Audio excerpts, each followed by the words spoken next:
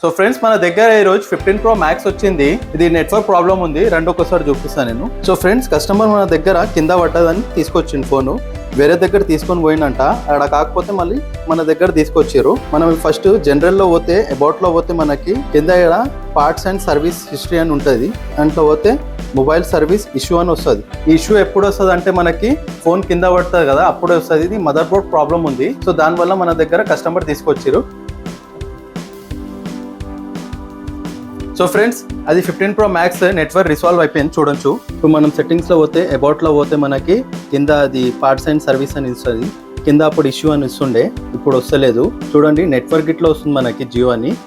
So friends ఒకసారి customer review తీసుకుందాం మనం, రండి. సో ఫ్రెండ్స్ చూడొచ్చు ఫోన్ అయిపోయింది. సార్ మీ వర్క్ అయిపోయింది.